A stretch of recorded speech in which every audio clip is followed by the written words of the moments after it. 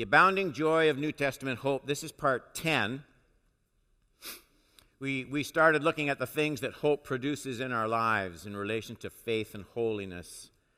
And then we started looking at the sources of holiness, the grace of God, the truth of the Scriptures, and the fellowship of believers. And then we looked at the objects, some of the objects of our hope, the second coming, the resurrection of the body, perfected righteousness in Christ. And then we started looking at the fruits of hope, some of the things it produces in our lives. And we looked at joy, and then we looked at love. I want to still talk about hope along a slightly different line. So if you were writing this as a paragraph, this would be a comma. And this morning's message would fit here before we pick up directly with some of the other things. Hope and the generation yet unborn. Psalm 78, 1-8. A maskil of Asaph. I'll talk about that in a second.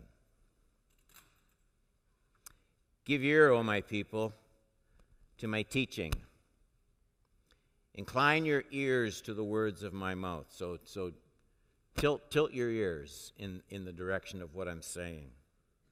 I will open my mouth in a parable. I will utter dark sayings from of old, things that we have heard and known, that our fathers have told us.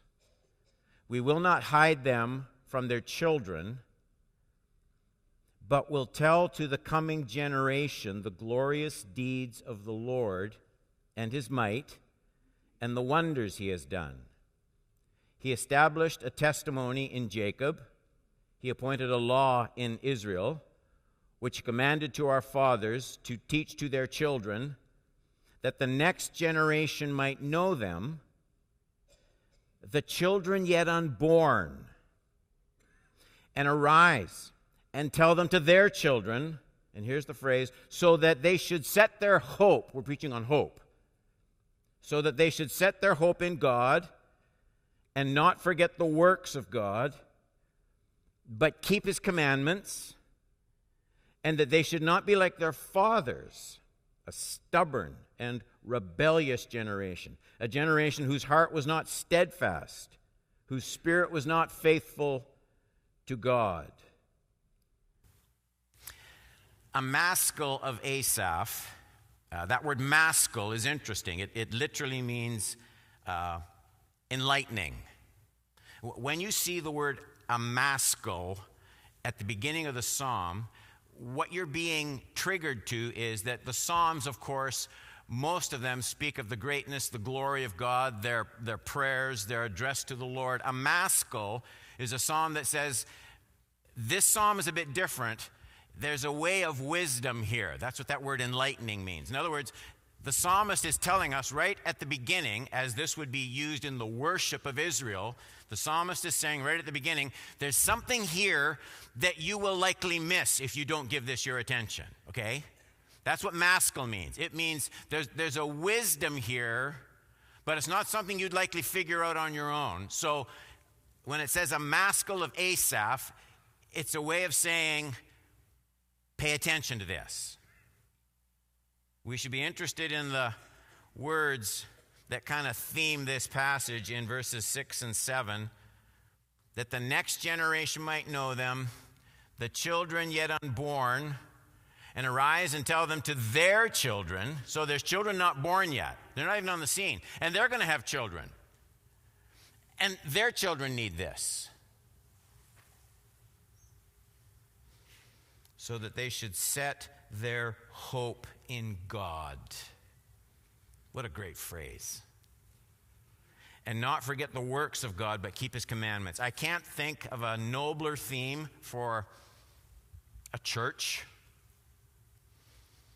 parents, a nobler theme to live by. What could be more important than to leave this imprint so stamped on our children that our children and then their children after them and their children after them, that all of those people live life through thick and thin, putting their hope in God.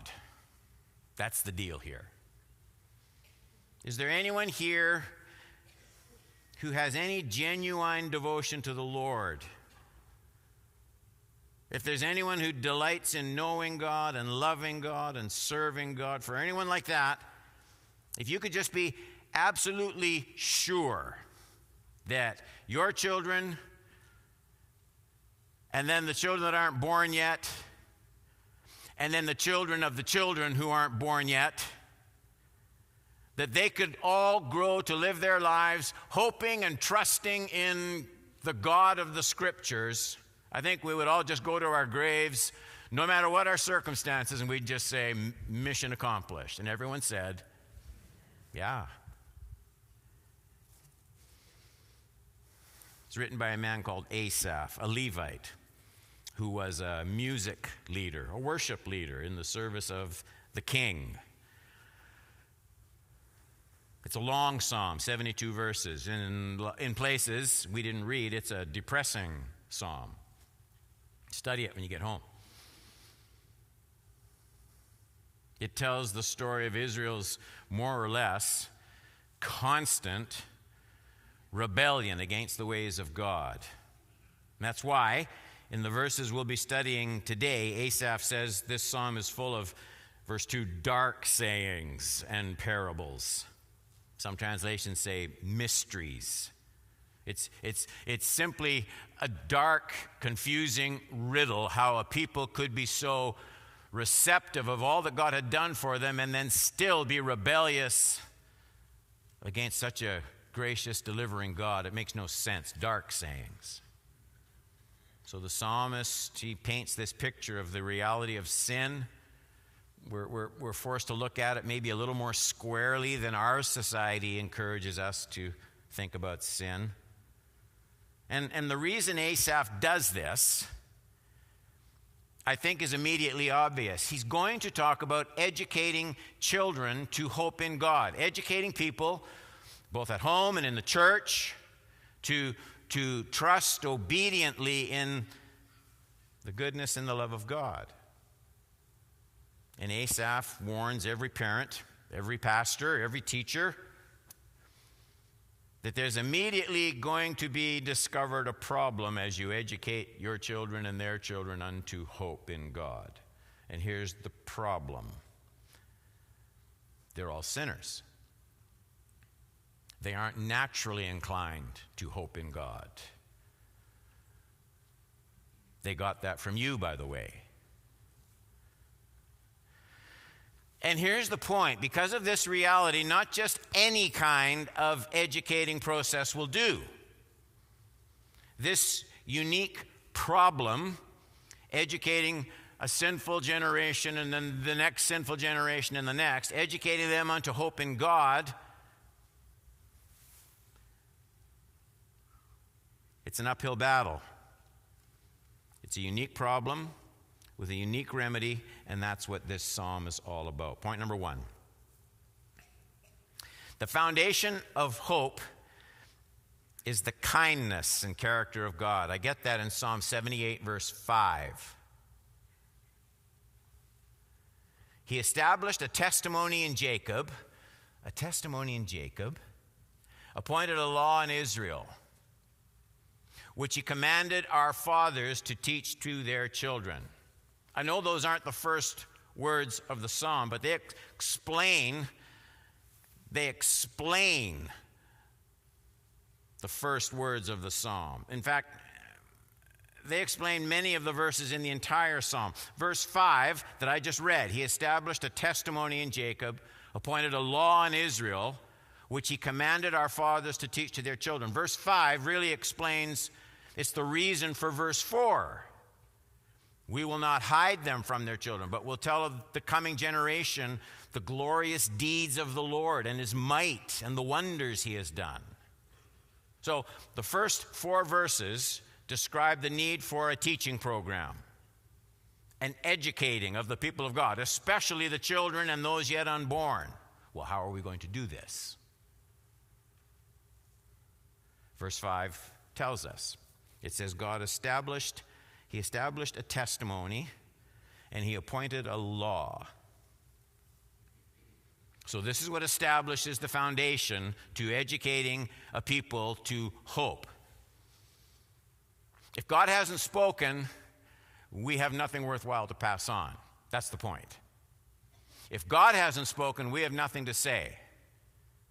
If God hasn't spoken, you sure don't have to listen to me.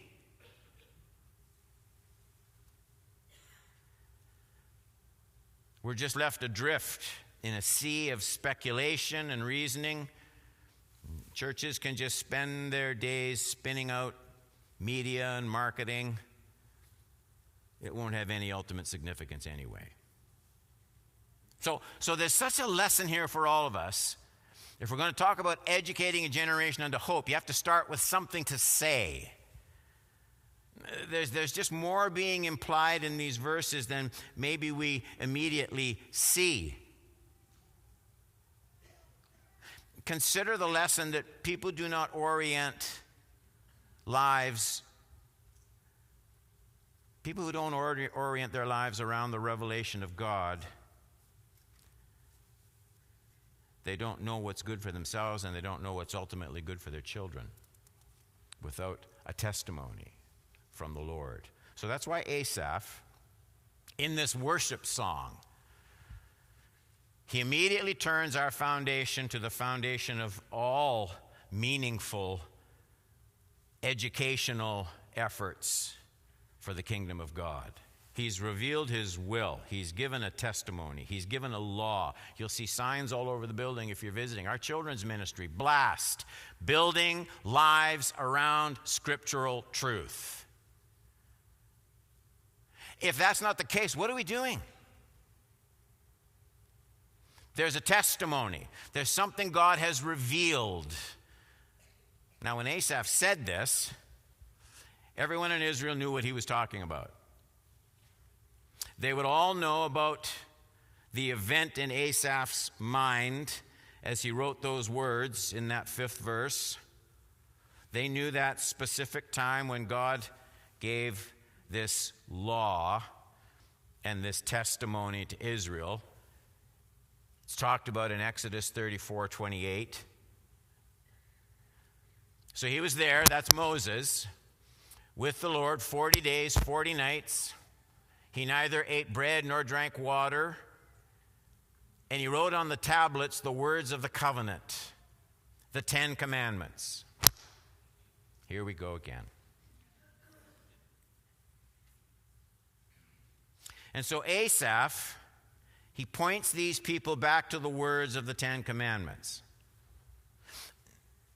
But there is something very important to notice about the tablets of testimony, or the commandments as they're called. And it's a point that is central to what Asaph wants to say in the 78th Psalm. There's something that happens when Moses receives the commandments from God that is very easy just to gloss over in Exodus chapter 20. When you see how that chapter starts, Exodus 21 and 2, and God spoke all these words. He's going to get the commandments now, okay? God's going to come down. The finger of God is going to carve these commandments on these pieces of stone. But here's how it starts. And God spoke all these words, saying, I am the Lord your God who brought you out of the land of Egypt. Out of the land of Egypt. Out of the house of slavery. So in other words, the first words of the commandments have really nothing to do with law. The preamble, the setting up of the whole occasion, it isn't telling them to do anything. It's telling them to remember something. And the words have to do with the mercy, the unbelievable grace, the tender, delivering care. With an outstretched arm and with a mighty hand, God saved Israel from bondage and oppression. And he did that before he gave them any commandments. Before requiring anything of them, he delivers them. So the tables of testimony really don't begin with just commands. They begin with a testimony about God's grace and power revealed on their behalf. Okay, now, remember that, and think about that 5th verse. When Asaph says in Psalm 78:5 that God has established a testimony in Jacob and appointed a law in Israel, he doesn't just mean God gave them things to do. He means that God has shown them what he has done for them and then what their response should be. Just remember that point for now, because it's going to be even more important in just a little while in this message. Point number 2. Not only does God establish a foundation for the education of our children in hope, he outlines a method. So in other words, God tells us specifically how we are to educate people in hope. It's right there in that 5th verse. He established a testimony in God. He established a testimony in Jacob, appointed a law in Israel, which he commanded our fathers to teach to their children.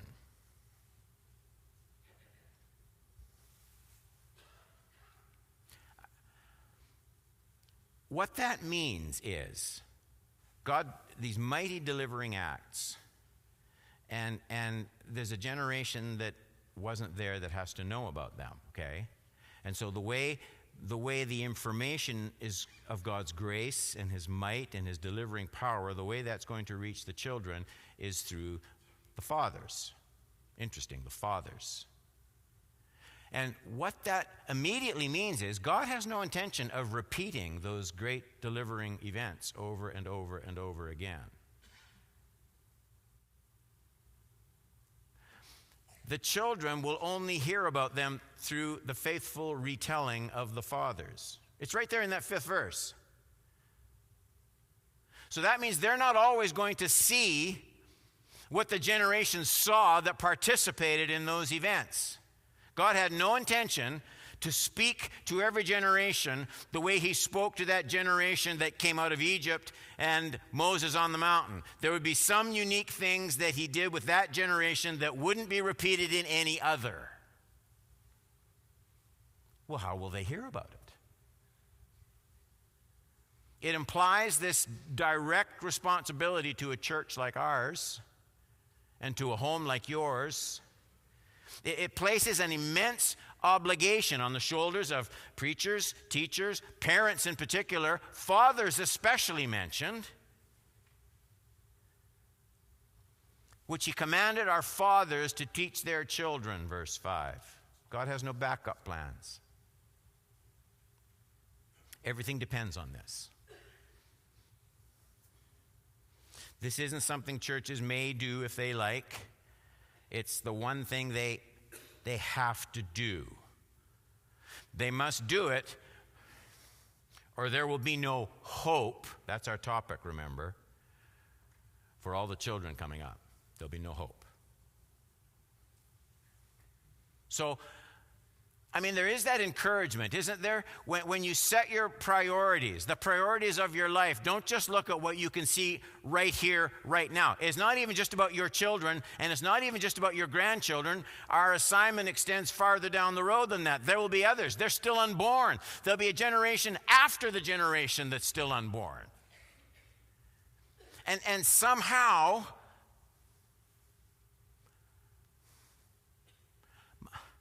my life has an effect. The things I say, the things I teach. My life has an effect on a generation that isn't even on earth yet. Do you see that? Like the significance of your life extends to 10 generations after you die. That's how this linking up of testimony works.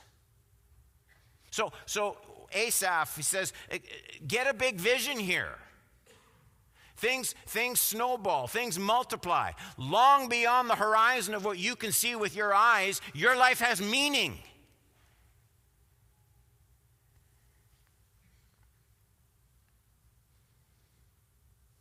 The only way following generations would learn about those tables of testimony would be for the parents from one generation to pass the word along to those who followed. There are some things that your children must learn from you, and you just see the indelible logic of this psalm. If we don't pass hope in God, if we don't pass that to our offspring, there will be no one for them to pass it on to their offspring and their offspring and their offspring. So two things come out from verse 5. The foundation of all of this is we have something to tell that is sure and true. God established a testimony. It comes from God.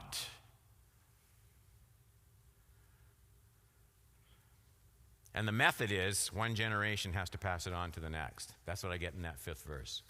Point number 3. Asaph responds to the summons of God that we just studied. Now, look at the first 4 verses after we looked at the 5th. A maskil of Asaph. Give ear, O my people, to my teaching. Incline your ears to the words of my mouth. I will open my mouth in a parable. I will utter dark sayings from of old.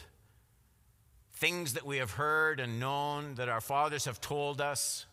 We will not hide them from their children, but tell to the coming generation the glorious deeds of the Lord and his might and the wonders that he has done. I see several thoughts here. First, Asaph calls on the people to remember the deeds of the Lord. That's right in the 4th verse of those first 4 verses. We will not hide them from their children, but we'll tell. We'll tell to the coming generation the glorious deeds of the Lord and his might and the wonders that he has done. That's why I pointed out from verse 5 that the law and the testimony contained more than just a list of things God wanted them to do. Remember how it started? We looked at Exodus 20. The law starts with, I'm the God that brought you out of Egypt and out of bondage. There are divine commands. 78:4 says, divine commands for sure. Things God wanted them to do. But that's not the whole starting point. Asaph calls the people to remember God's mighty delivering deeds. He's reminding them of things like the plagues that turned Pharaoh's heart in Egypt, changed his mind, the frogs, the water turned into blood, the flies, the gnats, the hail, the darkness, the crossing of the Red Sea, the manna, the quail, water from the rock, pillar of fire, cloud. There's a whole generation that hasn't seen any of it.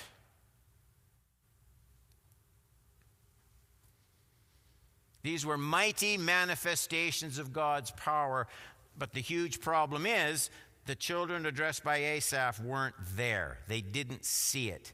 They weren't born yet. And these were very different days for Israel. Love was growing cold. And so Asaph calls the parents and the teachers and the leaders to this really full-blooded assignment. Remind the next generation. Remind the next generation so they can remind their children. Life doesn't just... They're going to sit down with these kids and they're going to say, there's a reason you're not a slave in Egypt today. Do you know why? God came down and delivered us and parted the Red Sea. That's why you're free today. That it didn't just happen. They have to know that. They have to hear that. They have to learn that. Their God was an awesome God, and Asaph says, make sure they learn these truths from your lips. There's still something else. B, Asaph uses these strange words to describe his message. It's in the 2nd verse, Psalm 78:2. I will open my mouth in a parable, and I will utter dark sayings from of old. What is that all about? Some of your translations will say mysteries instead of parables, but the idea is pretty much the same. He's saying there's something strange to notice here, something very unusual and something hard to explain.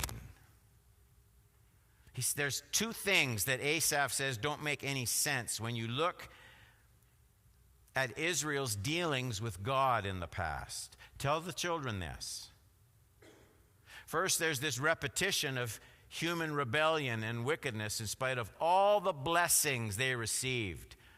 We didn't look at these verses in the opening text, but how often, tell the kids, how often they rebelled against him in the wilderness and grieved him in the desert. They tested God again and again. They provoked the Holy One of Israel. And here's the other amazing thing. The other amazing thing is in verse 38. These are the dark sayings. Yet he, God, being compassionate, atoned for their iniquity, did not destroy them. He restrained his anger often and did not stir up all his wrath. I'll tell you why those 2 points, repeated rebellion, again and again, that's the words that Asaph uses, repeated rebellion, and then God's mercy and grace. I'll tell you why it's important to communicate those things.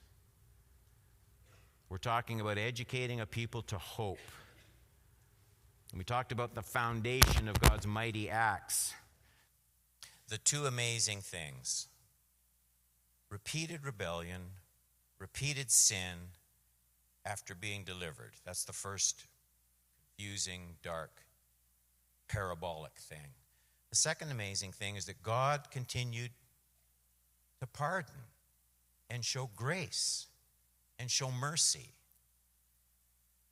He atoned for their iniquity, verse 38, and did not destroy them, restrained his anger, did not stir up all his wrath.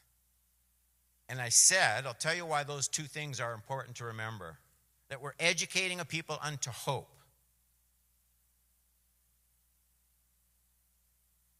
And so you have the people's repeated wickedness even when they knew better,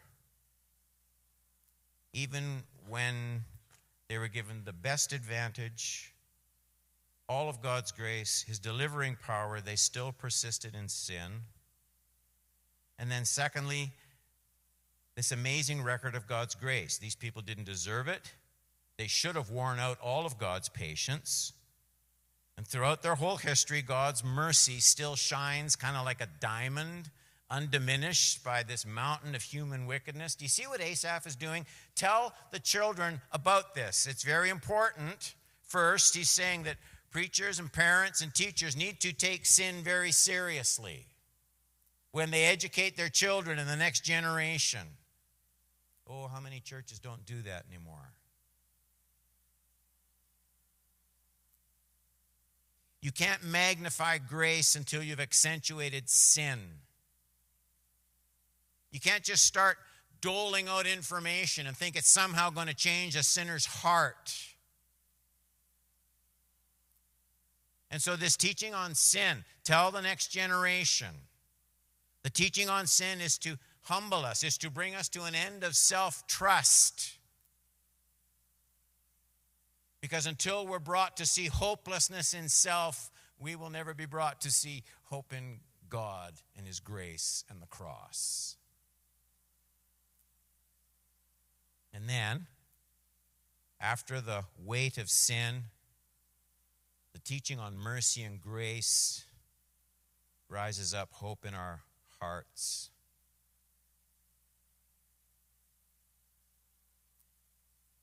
Do you know how many people? Here's why people have to know this. Do you know how many people are thinking they've just messed up one too many times? Slipped too far? Drifted too far? Been too consciously rebellious? Knew better and still disobeyed God?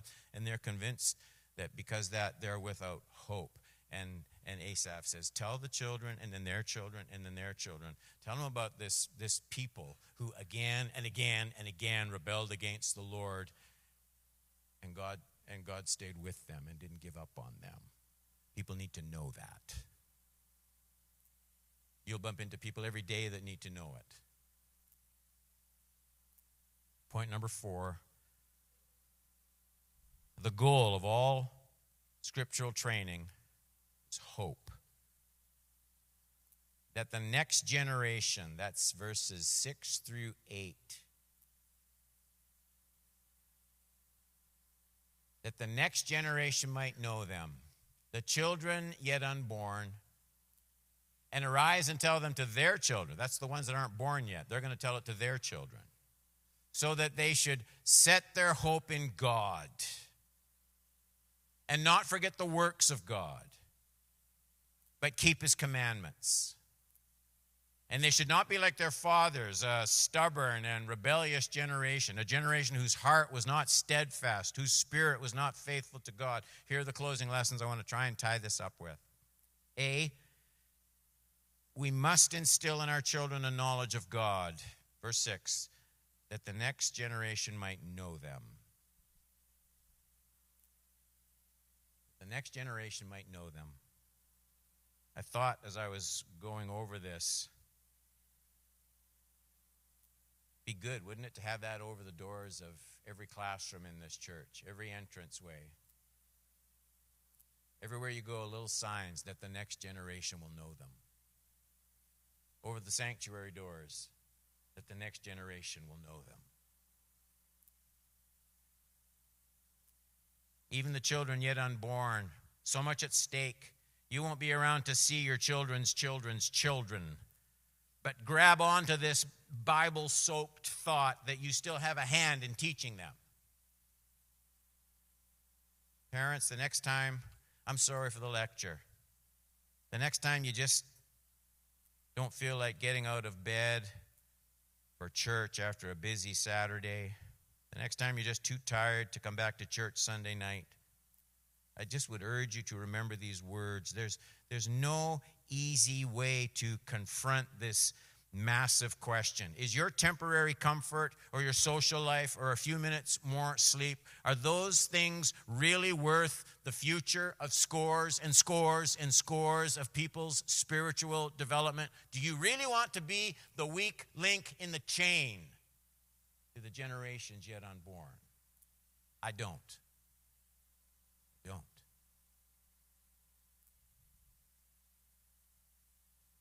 Knowledge of God, he says, that the next generation might know.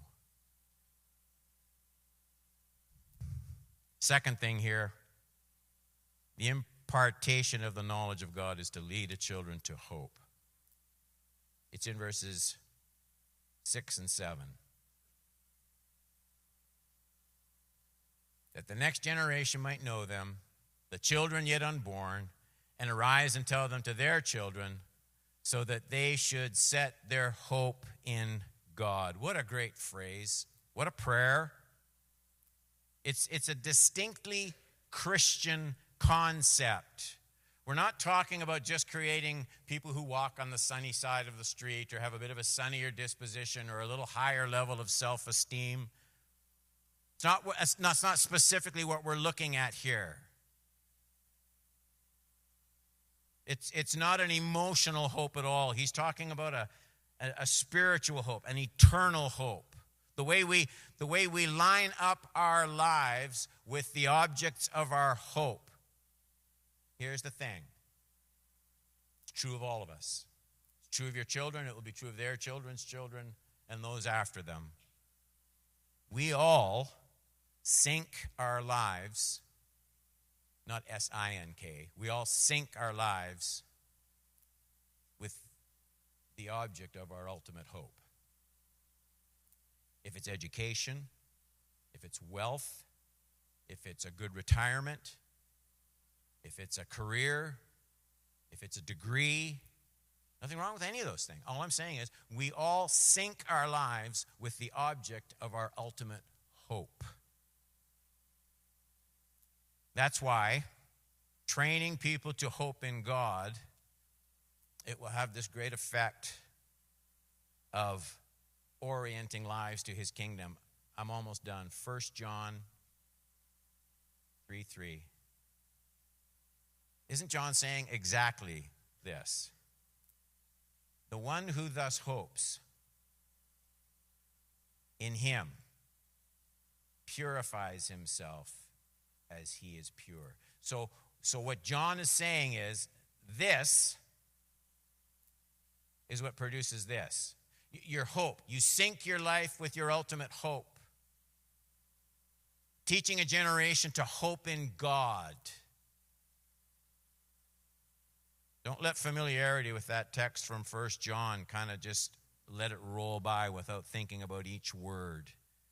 It's not bare doctrine that produces inward holiness. It's not even just some kind of religious affiliation. It's their hope. It's what they're banking on. It's what they're longing for. It's what they can't wait for. It's what they can't get enough of. That's what fuels the rest of your life.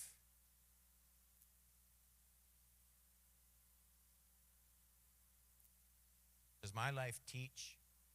Does my life teach children and everyone else that observes it? Does my life teach people where to put their hope? Does my life reveal to people there's only one thing I'm looking toward? It's a huge question, because it's certain that I can't easily teach people to hope in God if they see me putting my hope in wealth or success or achievement. Earthly hopes will vanish like mist by the road. The Bible says those who hope in the Lord will never be put to shame. My last thought. The goal of educating a generation in hope is to cause them to obey God.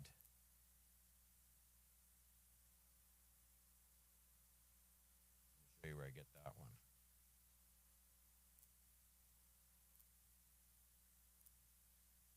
So that they should set their hope in God and not forget the works of God, but keep his commandments. If you've never considered it before, let me just urge you to notice it at least here. There's an order to Asaph's words. And he explains the emptiness. His explanation here, it exposes the emptiness of so many efforts in terms of spiritual transformation. People have to be taught to hope in God before their hearts are transformed so they want to obey him. You really can't dictate just sheer obedience, cold obedience to God, except for short spurts with maybe someone with great willpower. But you can't go in there with just a bunch of rules like a bull in a china shop. Because we're sinners, we resent bare authority when it's exerted over our lives. The next generation has to be taught to hope in God. Long for God.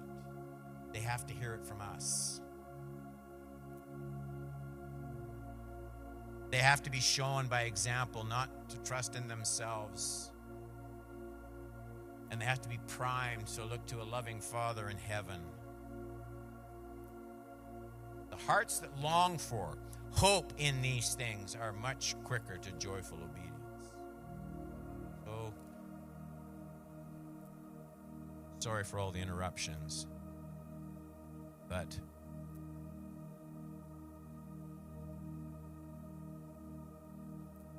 if this many people in this room, okay, and you pile up the generations, by the time you have those yet unborn, those still unborn, okay, add them up, and then their children, those still unborn, and then their children. It's a much bigger crowd than is in this room, right? It's an astronomical number of people. Our assignment is not to be the weak link in the chain, that the next generation would hope in God. And everyone said,